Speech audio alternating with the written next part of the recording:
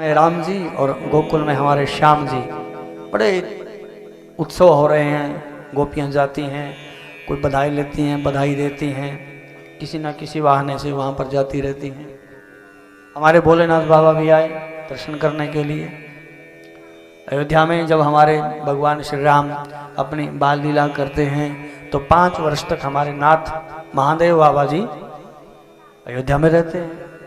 और जब गोकुल में हमारे श्याम आते हैं तो बाबा जी को पता चल जाता है, और गोकुल में तो अपने एक छोटी सी कुटिया बना करके उनकी बाल लीलाओं का दर्शन करने के लिए महादेव प्रतिदिन ठाकुर जी के दर्शन भी करते हैं, उनकी बाल लीलाएं देखते हैं।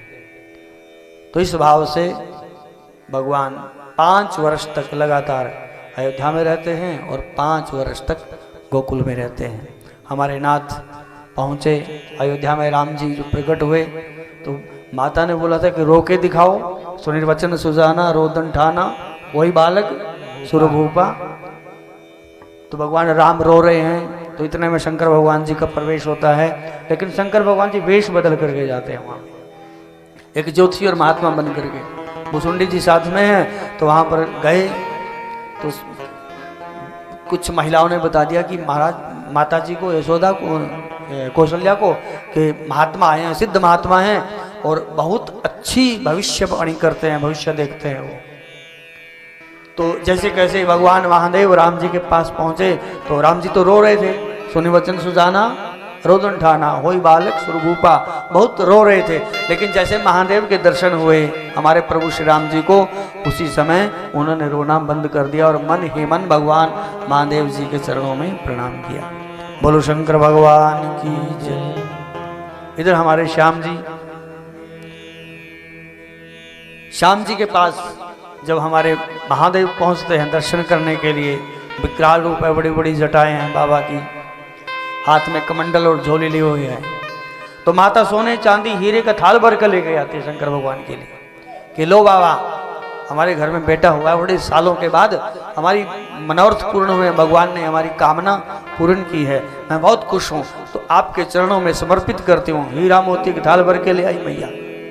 बोले अरे मैया ये नहीं चाहिए। भगवान विचार करते हैं कि तो मैं देता हूँ सबको। तो बोले क्या चाहिए? बोले आपका जो लाला है ना छोटा सा, जिसके सब दर्शन के लिए आते हैं, उसके दर्शन के लिए आया हूँ। पहले तो मैया इनकार करती है कि तुम्हारा ऐसा स्वरूप देखेगा एकदम डर जाएगा, महाराज ये नहीं हो सकता। लेकिन जब भगवान श्री कृष्ण को पता चल गया कि दर्शन करने के लिए बाबा जी आए हैं, तो इतने में कृष्ण कन्हैया जी वहाँ करके जोर जोर से रोने लगे और माँ यशोदा ने अपने कन्हैया को छाती से लगाया और तभी भगवान की दृष्टि कन्हैया के ऊपर पड़ी।